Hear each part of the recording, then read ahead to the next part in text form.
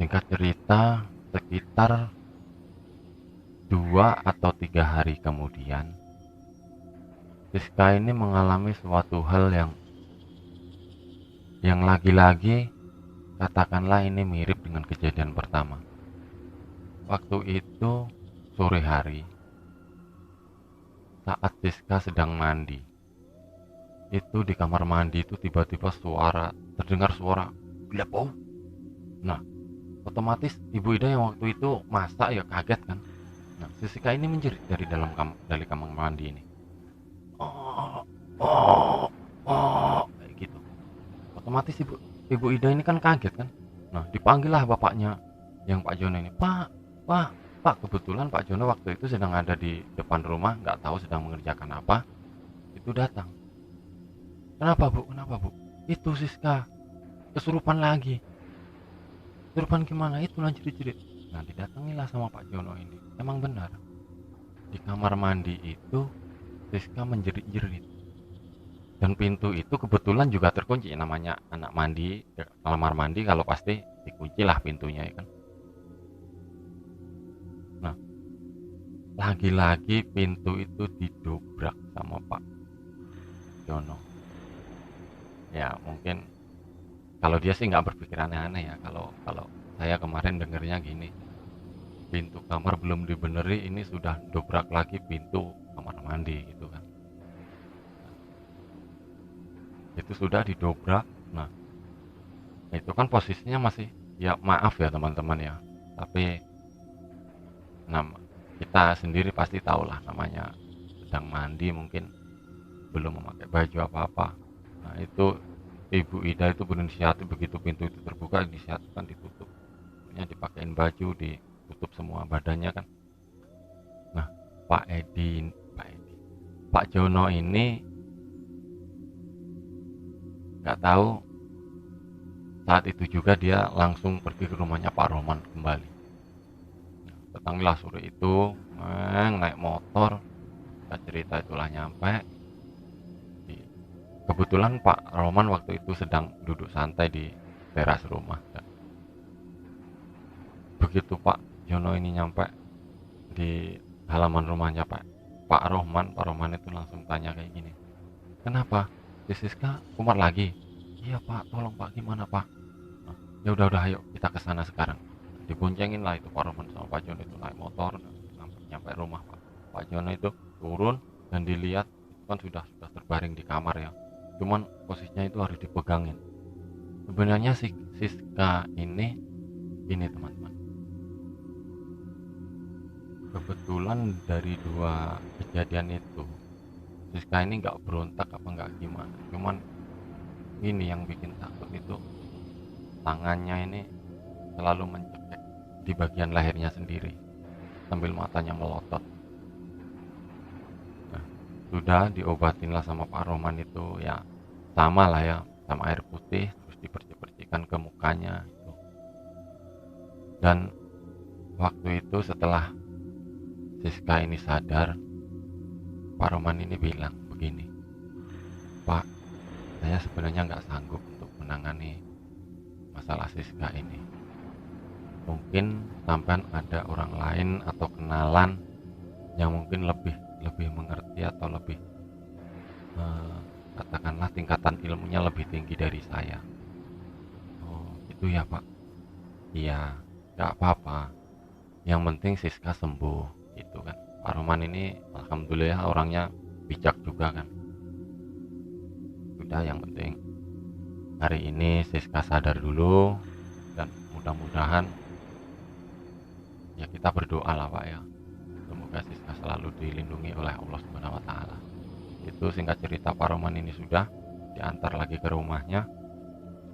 Dan begitu malam hari, sekitar jam 10 mungkin ya, belum ada jam 10 waktu itu, sekitar jam setengah 10 itu lagi teman-teman ya. Ini si Siska ini waktu itu belum belum anu ya, belum Siska ini belum belum tidur, belum belum ke kamar, masih nonton TV bersama ibu sama bapaknya, sama Pak Jono sama Bu Ida juga di ruang tengah. Terus Siska tiba-tiba kejang. Wah, kejang tangannya aku, dan yang satu tangannya tiba-tiba nyampe lehernya gitu. Oh, oh, oh. Otomatis Pak Jono sama Bu Ida ini kan kaget kan. "Loh, ini kenapa lagi Pak? Kenapa lagi Pak? Kenapa lagi?" Gitu kan. Nah, Pak Jono ini ya panik juga, nggak ngerti mau apa, ya taunya pokoknya manggil lagi Pak Rohman ini dipanggil lagi.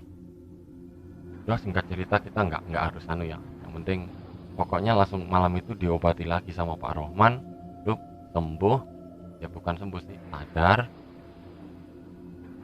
Nah, itu Pak Rohman itu malam itu inisiatif ingin kalau bahasa kita ingin melekan ya di rumahnya Pak Pak Jono ya malam itu ya. Ya ditemani juga otomatis sama Pak Jono juga untuk jaga-jaga, mungkin kalau si Siska ini kambuh lagi kan. Nah, ini kejadian ini berlangsung sampai beberapa hari, dan tingkatnya Siska ini sebenarnya waktu itu mengalami hal itu nyampe mungkin sekitaran 2 bulan, dan selalu Pak Rohman yang menangani hal itu. Nah, Pak Rohman ini kan di desa itu dia termasuk orang, ya bila dikatakan ustadz juga bisa, orang pinter juga bisa, pokoknya mengerti hal-hal goib. Kejadian ini Siska alami sampai bertahun-tahun, sampai 3 tahun. Jadi tepatnya kalau kelas 6 SD sampai 3 tahun itu sampai kelas 2 SMP. Dan semakin hari Siska ini badannya itu makin kurus, wajahnya semakin pucat, lesu. Pak Jono dan Ibu Ida ini yang sebagai orang tua begitu sedih melihat anaknya, bukannya tumbuh sehat, ceria, itu makin hari malah semakin menyedihkan. Singkat cerita, ada satu momen yang katakanlah itu adalah puncak dari semua kejadian-kejadian yang dialami oleh Siska tersebut.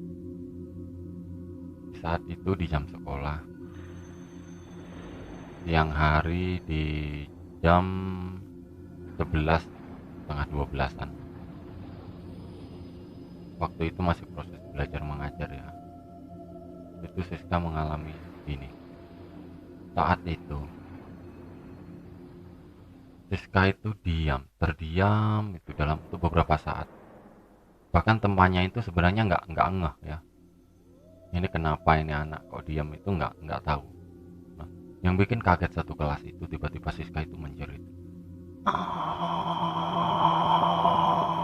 Terus sontak Siska itu naik ke atas meja, dan itu kan meja kan berjajar ya di kelas. Naik, duk, lari, buka jendela, keluar langsung ke kamar mandi, lari ke arah kamar mandi. Itu kan otomatis satu kelas itu kan panik kan. Nah, jadi itu satu kelas Siska itu langsung keluar ngejar Siska ini kan ke kamar mandi. Nah, diikuti oleh kelas-kelas yang lain.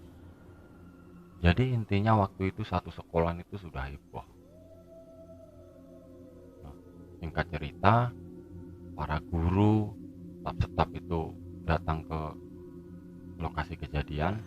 Nah, itu sama lagi teman-teman ya, kamar mandi itu terkunci, dan untuk mengatasi itu nggak perlu saya ceritakan lagi. Nah, sudah itu Siska itu, singkat cerita ini Siska sudah bisa dipindahkan dari kamar mandi tersebut dan dipindahkan ke UKS. Kalau di sekolah itu pasti ada untuk tempat merawat orang sakit gitu, UKS namanya. Nah, guru-guru di situ semuanya bingung, nggak ada yang mengerti hal semacam itu, nggak ada yang paham. Cuma di situ ada satu teman Siska ini, sebutlah namanya Anggi, itu berinisiatif begini, bilang sama salah satu guru sekolahan di situ ya, "Pak, coba panggil ayah saya, Pak, siapa tahu bisa ngobatin." "Oh iya, cepetan panggil, panggil aja nggak apa-apa." Ditelepon kan, singkat cerita itu ayahnya si Anggi ini datang ke sekolah. Begitu ngelihat si Siska ini kaget. Bapaknya Anggi, ayahnya Anggi ini, bapak apa ayah ya, yang enak itu ayah aja ya teman-teman ya.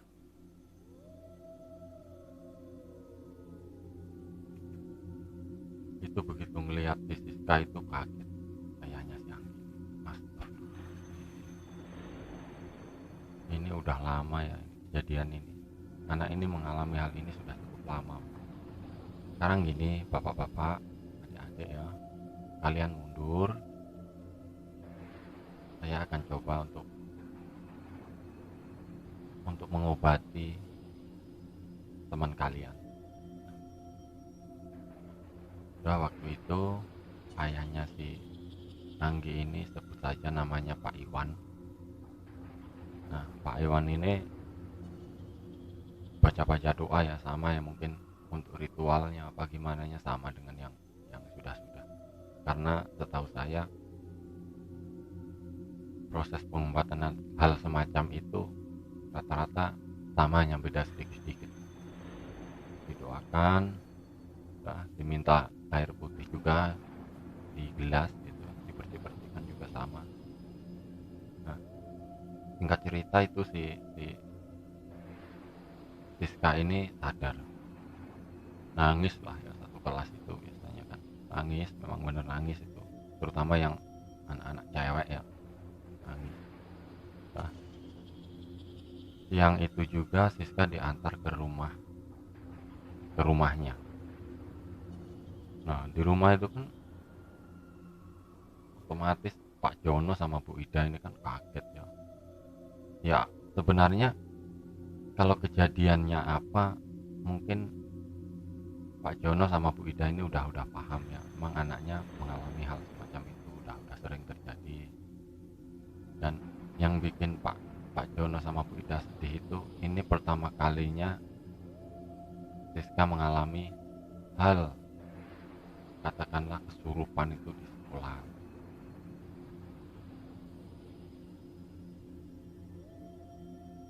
Itu Pak Jono sama Bu Ida itu kaget.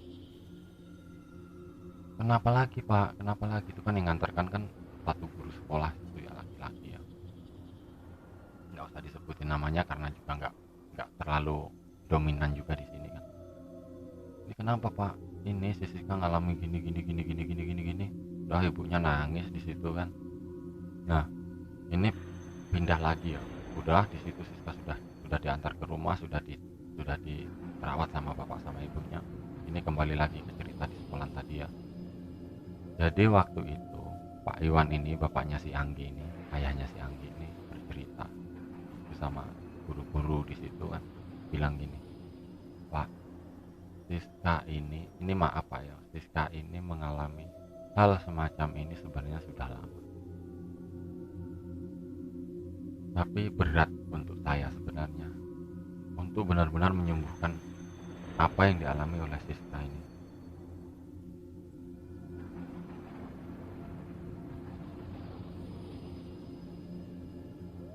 Mungkin nanti saya coba ngomong sama orang tuanya agar bagaimana, mungkin saya bisa mengasih saran, apa bisa memberi nasihat untuk bapak sama ibunya tentang apa yang harus dilakukan terhadap Siska." Nah, siang itu berlalu dengan apa yang sudah dialami ya, satu sekolahan itu. Udah jam sekolah itu pulang selesai, ini kembali lagi ke rumahnya Pak Jono. Datanglah Anggi sama ayahnya Pak Iwan ini ke rumahnya Siska. "Assalamualaikum," tok tok tok tok gitu kan. "Waalaikumsalam." "Oh, Anggi." Itu kan kebetulan orang tuanya Siska ini kan udah kenal sama Anggi. juga sudah cukup tahu juga, walau nggak kenal dengan orang tuanya Anggi ini juga sudah sama-sama tahu gitu kan. Jadi silakan masuk, ditanyalah sama Pak Iwan ini, buka obrolan ya. Ditanya gini, Pak, ini maaf sebelumnya, Siska ini mengalami hal ini sudah berapa lama? Gitu kan. Gini Pak, itu Pak Joni itu menjawab gini, Siska ini mengalami hal ini sudah dari kelas 6 SD Pak. Nah, dari yang sudah orang-orang yang sudah mengobati Siska ini nggak tahu apa penyebabnya. Ya taunya Siska ini kesurupan gitu kan. Jadi saya sendiri juga bingung Pak. Mungkin waktu itu Pak Jono ini bilang gini, yang bikin mungkin sedih ya. Kalau kita sebagai orang tua, mungkin ini cukup sedih, anak satu-satunya. Juga Siska ini lumayan berprestasi soalnya di sekolahan itu. Kalau dalam beberapa hari ini Siska nggak ada kemajuan, mungkin untuk pendidikannya saya istirahatkan dulu Pak. Entah gimana saya akan fokus ke proses penyembuhannya dulu. Itu kan si Anggi itu kan, ayahnya si Anggi sama Anggi ini kan juga sedih ya mendengar itu ya. Ya udah Pak, kalau saya pribadi, saya sebenarnya belum sanggup untuk mengatasi ini Pak. Ya semoga, saya doakan Siska cepat sembuh, cepat menjalani hari-hari seperti biasanya, seperti dulu, main sama teman-temannya. Oh iya Pak, nggak apa-apa Pak. Saya terima kasih anak saya sudah dijenguk, sudah diantar ke rumah tadi kan, sudah diobati. Nah sudah waktu itu kan, waktu berlalu gitu kan. Singkat cerita, di sore hari saran asar itu datanglah tetangga Pak Jono ini, sebut saja namanya Pak Edi. Ngobrol di depan rumah, ngopi, rokok gitu kan. Ditanyalah sama Pak Edi, Pak Iwan gimana kabarnya si Siska? Tak tahu Mas, ini saya aja sampai bingung.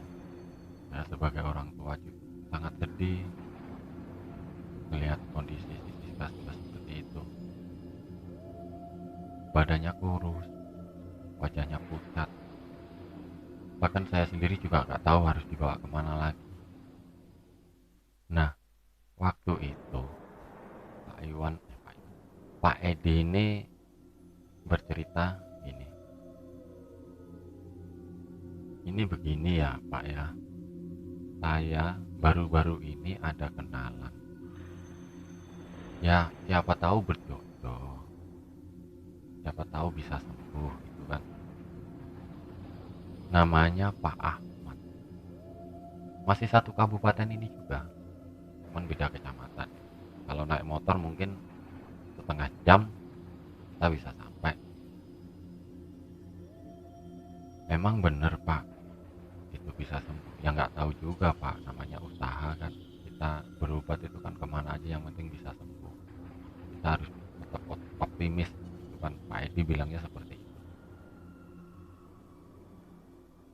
Itu sebenarnya Pak Edi juga memahami ya apa yang ada di dalam pikirannya Pak Jono ini. Namanya sudah seringnya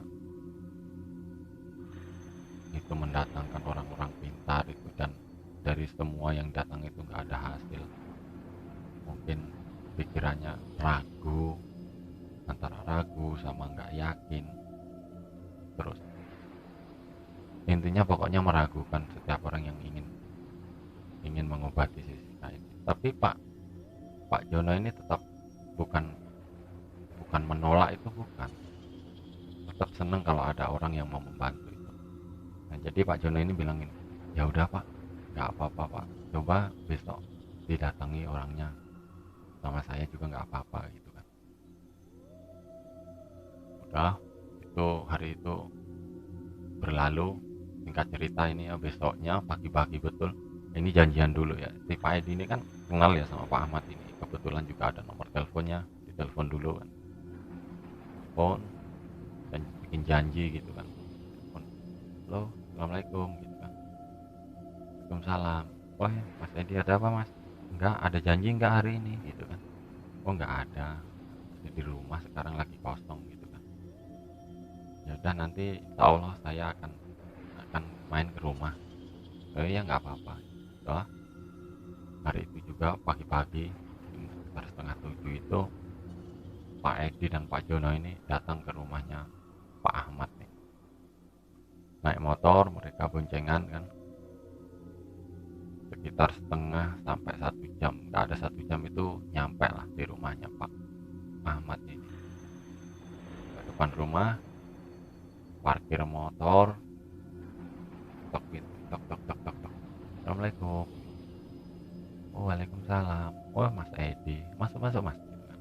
Basa-basi gitu kan, namanya ada tamu kan, mau minum teh kopi apa Mas, oh ya air putih aja Pak, tapi ya namanya itu kan air putih nggak mungkin ya teman-teman, tetap dibikinin kopi. Dibuka lah obrolan waktu itu sama Pak Ahmad, udah basa-basinya mungkin udah cukup kan, kalau boleh tahu ada keperluan apa Pak ya kan, ini gini Pak, jadi waktu itu diceritain, nggak perlu saya ulangi lagi ya teman-teman ya, diceritakan mulai dari awal, dari kelas Siska kelas 6 SD sampai sampai hari itu diceritakan semua, kejadian demi kejadian itu diceritakan. Itu Pak Ahmad itu cuman manggut-manggut gitu kan, tanda iya paham mungkin kan. Nah udah, Pak Ahmad itu jawab gini, ya udah Pak, nanti kita sama-sama coba ngeliat kondisi si Siska gitu kan, mungkin saya habis maghrib Pak ya, kita berangkat Pak ya, nggak apa-apa kan Bapak nunggu di sini dulu, oh nggak apa-apa Pak, nggak apa-apa gitu kan, maghrib juga nggak apa-apa gitu. Nah, singkat cerita habis maghrib itu jadi berangkat mereka kembali ke rumahnya Pak Jono waktu itu. Terus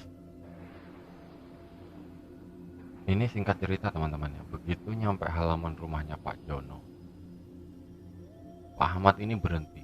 Dep. Nah, ditanya kan sama Pak Edi ini, ada apa Mas? Oh nggak ada apa-apa, yuk masuk gitu kan. Udah, bukalah pintu itu, ibu Ida itu membukakan pintu, silakan masuk, dibuka. Setelah dicek itu sama Pak Ahmad itu, melihat atas bawah dilihat kondisinya. Itu waktu itu di dalam rumah itu ada keluarganya ya, keluarganya ada 4-5 orang mungkin kan, keluarganya Pak Jono, dari Bu Ida juga ada kan di situ kan. Nah waktu itu Siska sedang tertidur di kamar. Nah, Pak Ahmad ini bilang gini, Bu, ini maaf ya Bu ya, saya akan coba untuk melihat kondisi Siska, nggak apa-apa kan? Oh nggak apa-apa Pak, monggo.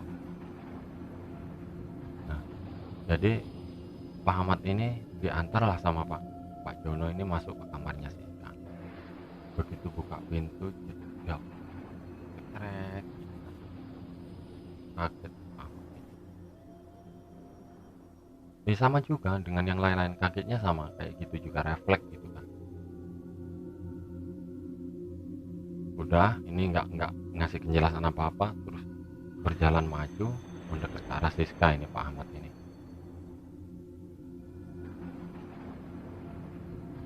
Pak Jono, Bapak diam di sini dulu, tunggu di sini, jangan kemana-mana ya, nanti siapkan apa yang saya perlukan ya.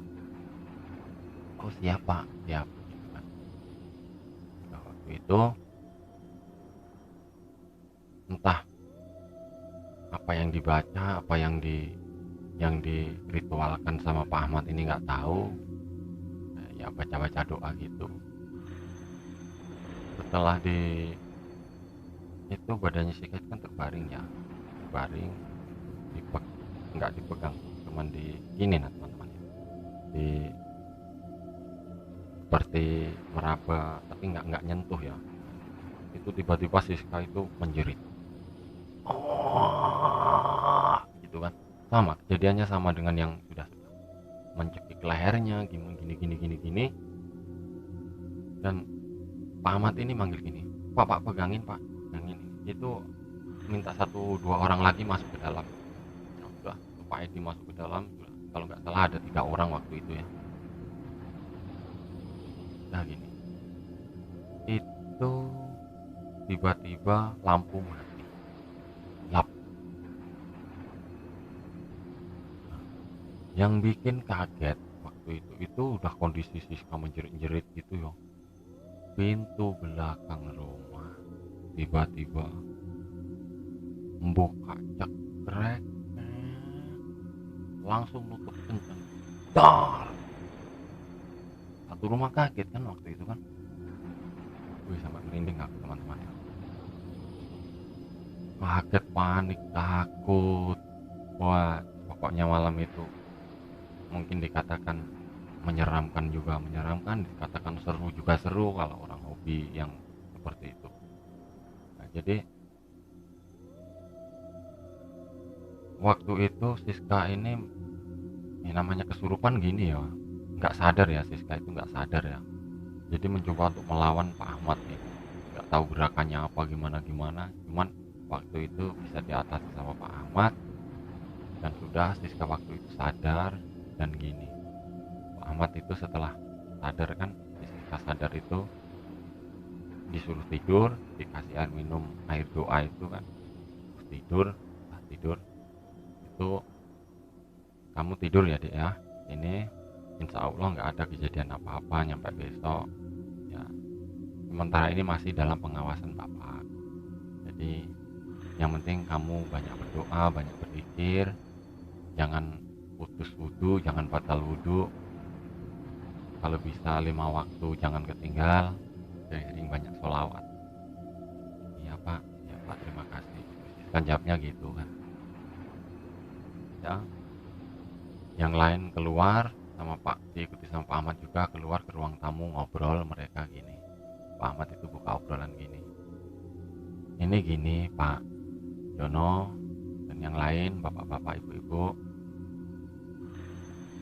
untuk Siska, masalah Siska ini insya Allah saya bisa. Kita sama-sama berdoa, saya minta bantu doa juga dari bapak, dari ibu semua. Semoga Siska ini cepat sembuh.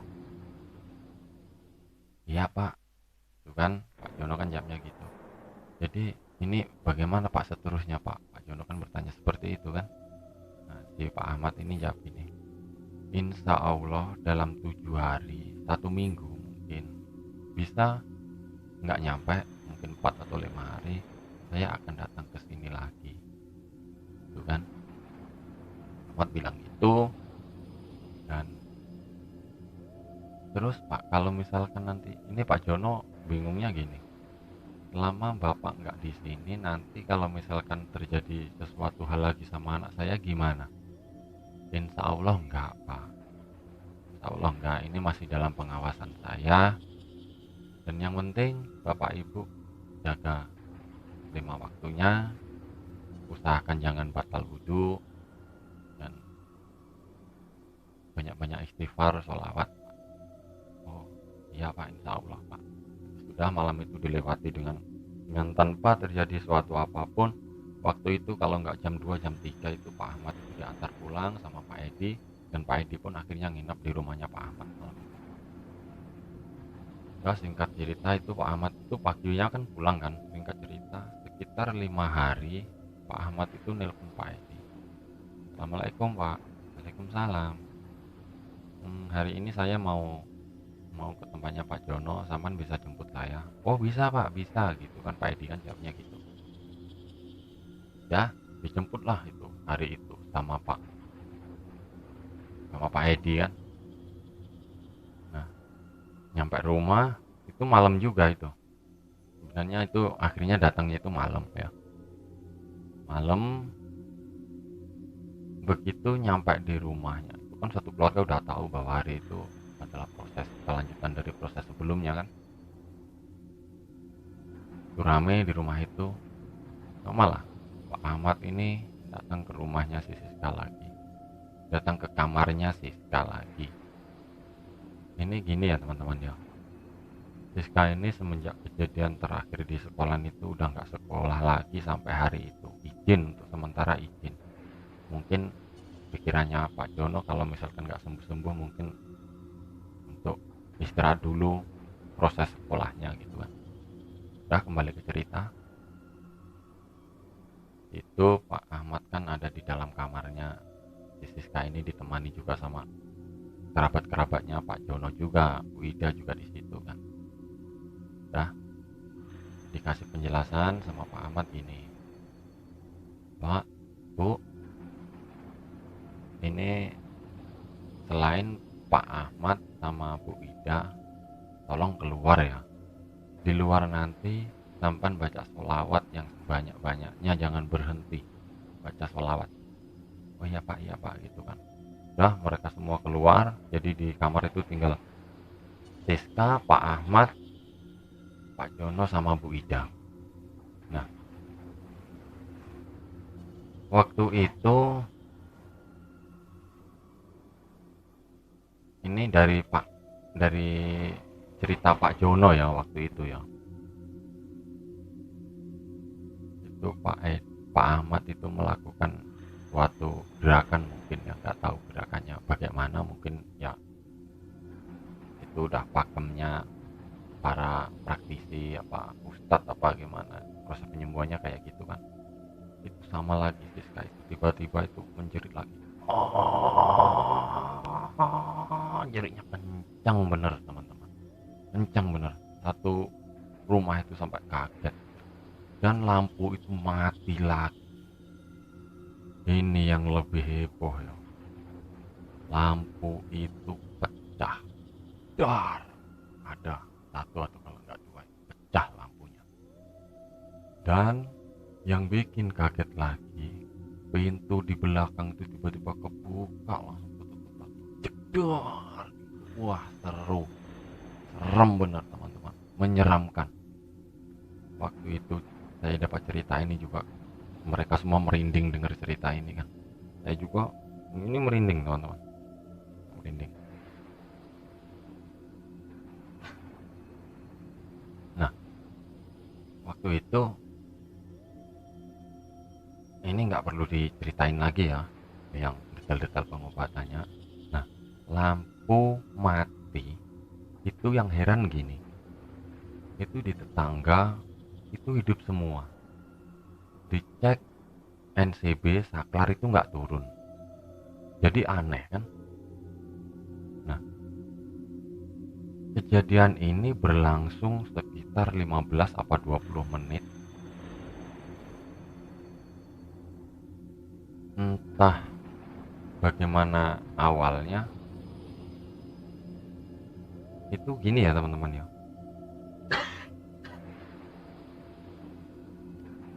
Di kamar itu sedang terjadi proses pengobatan. Ini Pak Ahmad ini melakukan ya banyak doa, Pak, mungkin gini-gini. Ya pokoknya intinya prosesnya gimana saya nggak bisa menjelaskan. Yang jelas itu kejadian itu berlangsung sekitar 15-20 menit. Dan dalam proses itu Pak Ahmad sama Pak Jono sama Bu Ida ini kan dalam kamar, yang lain kan di luar kan, baca sholawat, baca doa, pokoknya baca sholawat gitu kan, baca doa itu nggak berhenti di situ. Dan kejadian demi kejadian itu, pintu itu ya buka jedar, buka lagi jedar, nyampe 3 kalau nggak 4 kali. Dan nggak lama dari itu, sekitar 20 menit setelah itu suasana kembali tenang dan lampu itu hidup lagi, dep, dibarengi dengan sadarnya Siska. Nah, malam itu semua sudah bisa diatasi, alhamdulillah. Jadi untuk proses-proses selanjutnya itu gini ya. Jadi waktu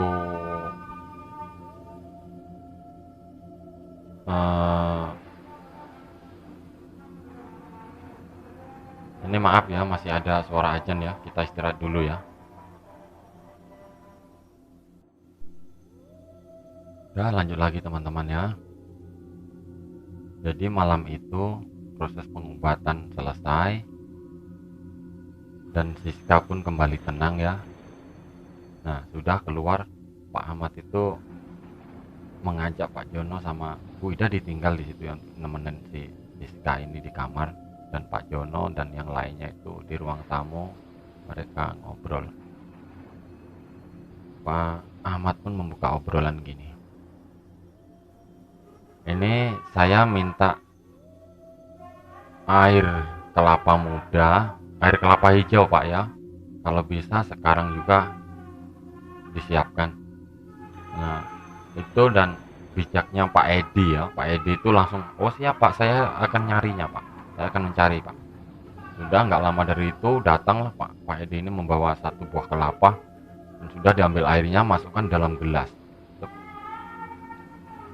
Dan kemudian Pak Ahmad ini minta lagi gini, saya minta air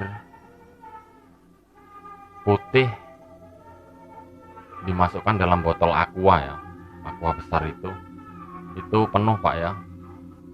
Oh siap Pak, siap Pak. Sudah disiapkan waktu itu. Dan ini gini ya, setelah meminta kedua bahan tersebut, air kelapa hijau dan air putih itu, Pak Ahmad itu nggak tahu, mungkin dikasih doa apa air itu bilang gini sama Pak Edi, sama Pak Jono juga. Ini maaf Pak Edi sama Pak Jono, bahwa air kelapa ini itu kan sudah dimasukkan dalam aqua ya, aqua kecil itu. Tolong bawa air kelapa ini, sampan ingatkan sekolah SD tempat Siska dulu sekolah. Oh iya Pak, masih ingat. Nah, itu di situ ada pohon besar, pohon beringin berdaun putih. Oh iya Pak, masih Pak, sampai sekarang pun masih itu. Nah, bawa air ini ke sana malam ini juga, dan siramkan air kelapa ini di batangnya sampai habis. Di situ Mas Edi kaget yo. Waduh, itu kan angker Pak. Ya mau sembuh apa enggak? Oh ya, siap Pak Jono langsung kayak gitu. Nanti ditemenin sama Pak Edi gitu kan. Sudah ya. Jadi nggak banyak tanya. Sebenarnya Pak Edi gini, pertama dia bingung juga, loh kok harus ke sekolahan itu, kenapa Pak gitu kan. Udah nanti tak ceritain, yang penting sekarang berangkat dulu, bawa air kelapa ini ke sekolahan itu, siramkan air ini ke pohon beringin putih tersebut. Oh siap Pak, siap gitu kan. Sudah mereka berdua itu, Pak Edi sama Pak Jono ini berangkat naik motor boncengan, nyampe lah di lokasi. Dan kata Pak Edi waktu itu, merindingnya udah nggak kebayang ya. Pak Jono juga ngalami hal itu ya, takut, tapi namanya Pak Jono demi anak, mau nggak mau harus tetap berangkat kan. Nah, Sudah di situ Pak Jono ya yang membawa air itu, dan udah niat bismillah. Dan beruntungnya ya gini, begitu air itu disiramkan, air kelapa itu disiramkan, itu beruntungnya mereka berdua nggak mengalami hal-hal apapun. Cuman perasaan merinding itu tetap ya. Udah air itu sudah disiramkan, mereka cepet-cepet buru-buru naik motor pulang, nyampe rumah. Duh, wah, di rumah itu senyum-senyum Pak Ahmad itu. Kenapa Pak? Gitu kan. Oh enggak, ini enggak apa-apa gitu. Takut ya katanya gitu, diledekin kayak gitu kan. Ya gitulah katanya gitu kan. Terus, nah itu kan sudah kan, air kelapa itu sudah selesai yang untuk masalah air kelapa itu. Nah, Pak Ahmad gini bilang, ini air yang putih tadi, yang satu aqua tadi, ini air ini tolong dimasukkan ke dalam bak besar, dikasih air biasa, air untuk mandi itu, dan dipakai untuk memandikan Siska sekarang juga, gitu kan. Ini tugasnya ibu ya, ibunya Siska ya. Oh iya iya Pak, iya Pak. Udah malam itu caranya kayak gitu, diikutin lah sama ibu Ida kan waktu itu. Ikutin, dimandiin, setelah dimandiin selesai. Nah pokoknya intinya proses malam itu berjalan setelah setelah kejadian-kejadian yang sebelumnya, berjalan dengan lancar. Itu proses memandikan si Siska ini juga sudah badannya agak agak seger waktu itu, dan Siska ini dipanggil ke ruang tamu setelah selesai dimandikan.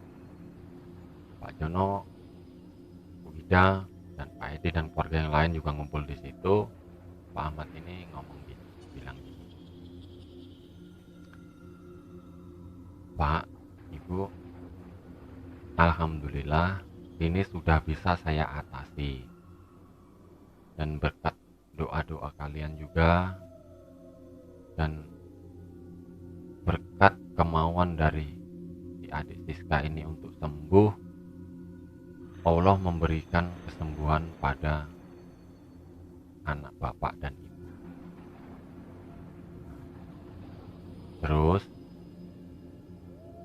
apa yang saya alami pertama kali saya datang ke sini sampai hari ini, kalian pasti belum tahu dan bertanya-tanya kan. Oh iya Pak, terutama Pak Edi nih yang udah nggak sungkan lagi nih sama Pak Ahmad ini kan. Oh iya Pak, saya penasaran sekali Pak, katanya gitu kan. Ini gini Pak ya. Waktu pertama kali saya datang ke sini, waktu itu sama sama sampean Pak Mas Edi ya, saya itu sudah merasakan ada sesuatu yang lain begitu saya masuk ke halaman rumahnya, halaman rumah ini. Itu sudah lain Mas ya. Nah itu makanya kenapa saya berhenti tepat di pintu gerbang itu kan. Nah begitu saya masuk ke dalam rumah, saya itu melihat di dalam rumah ini, terutama di langit-langit rumah ini, di atap itu, semuanya warna hitam, hitam pekat tuh. Dan genteng itu nggak terlihat sebenarnya. Nah, tapi saya diam kan. Nah, untuk sosok yang selalu merasuki adik Siska ini, itu berasal dari pohon beringin yang Bapak Jono dan Pak Edi tadi datangi. Oh, nah di situ kan Pak Jono kan bingung ya, loh kok kenapa dari situ Pak, kok lama bener gitu kan, bertanya-tanya kenapa anak saya salah apa di situ. Nah, santai dulu Pak, ini saya jelasin dulu kan. Adik dulu ini gini, Pak Jono ini langsung ngomong sama si Siska ini ya, Pak Ahmad ini ngomong sama si Siska gini, Siska, Dulu kamu pernah melakukan sesuatu hal yang apa ya? Apa yang pernah kamu lakukan dulu waktu kamu main-main, waktu kamu masih sekolah dulu di dekat-dekat pohon itu? Itu kan ditanya gitu kan? Ya otomatis karena Siska ini nggak paham ya, taunya main-main aja gitu kan. Saya nggak tahu, anu Pak, kok saya juga nggak ngerti apa salah saya, apa gimana gimana itu saya nggak paham kan. Dulu kamu pernah meludahi pohon tersebut sehingga penunggu pohon tersebut nggak terima dan nggak seneng, akhirnya ceritanya jadi seperti ini. Oh, jadi gitu ya Pak ya, Pak Jono itu. Dan awalnya sebenarnya si sosok jin ini sebenarnya pengennya si Siska ini ikut dia Pak, gitu. Jadi mau nggak mau si Siska ini maunya si sosok jin ini harus dibawa ke alam dia untuk dijadikan budak. Karena si sosok jin ini ngerasa tersinggung waktu itu, ngerasa nggak terima rumahnya diludahin sama anak kecil gitu kan. Tapi alhamdulillah sekarang Siska sudah bersih, dan untuk yang lain-lain mungkin enggak sekali sembuh gitu enggak Pak ya. Kita ini jadi si Siska ini bertahap, penyembuhannya bertahap. Tapi dari sini aja saya sudah dari saya mungkin sudah selesai Pak ya. Mungkin Bapak sama Ibu yang tinggal ngerawat si Siska ini dengan benar, kasih perhatian lebih, dan sering-sering dinasihati jangan lupa mengaji, sholat gitu kan. Oh iya Pak, terima kasih Pak. Udah waktu itu malam itu singkat cerita ya, semua sudah selesai. Pak Ahmad diantar pulang lagi ke rumahnya, dan untuk persyaratan-persyaratan yang lain, apa cara-cara yang lain mungkin nggak nggak nggak perlu diceritakan karena ini permintaan dari Bapak Ahmad sendiri. Dan sampai cerita ini diceritakan di kisah misteri, Siska ini sekarang sudah berumur 20, 19 apa 20 tahun, dan tumbuh menjadi sosok wanita yang cantik dan berprestasi tentunya ya. Dan alhamdulillahnya semenjak kejadian itu Siska ini sembuh, dikatakan sembuh karena sudah tak mengalami hal-hal yang seperti sebelum-sebelumnya. Nah, mungkin segitu dulu ceritanya ya teman-teman ya. Ini durasinya sudah panjang, dan mohon maaf ini sebelumnya jika dalam penyampaian apa narasi ada yang kebalik-kebalik apa gimana, karena ini terus terang cerita ini saya ceritakan tanpa baca teks, tanpa menghafal. Saya cuman mendengarkan kisah tersebut, saya pahami, dan langsung saya ceritakan di kisah misteri secara langsung. Ini mungkin ada satu apa dua potongan video karena ini saya ngerekam ini cuman pakai Android, jadi mungkin pas waktu memori saya penuh mungkin berhenti di situ dan harus menghapus yang lain agar bisa lanjut videonya. Tapi yang jelas cerita ini saya ceritakan tanpa saya menghafal. Yang sekali lagi jika ada dalam pembawaan apa mungkin dalam merangkai kata-kata saya ada yang kurang bagus, saya minta maaf. Dan untuk kritik dan saran silahkan tulis di kolom komentar. Dan nggak lupa buat yang baru bergabung, yang suka video ini silahkan like, dan yang nggak suka abaikan, karena niatnya di sini saya hanya ingin berbagi sesuatu yang terdapat hikmah di dalamnya.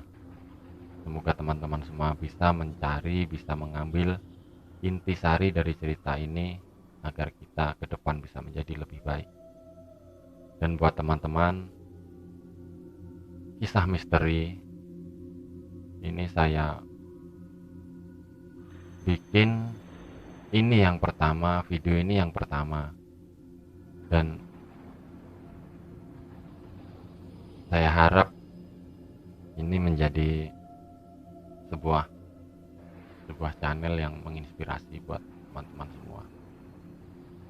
Buat teman-teman, saya doakan yang dimanapun, semoga selalu dalam lindungan Allah yang Maha Kuasa, dan yang mempunyai urusan semoga diselesaikan urusannya, terutama masalah hutang, semoga segera lunas, dan dalam hal rezeki semoga kita semua diberi kemudahan dan kelancaran. Amin ya rabbal alamin. Sudah saya akhiri. Ihdinas siratal mustaqim. Wassalamualaikum warahmatullahi wabarakatuh.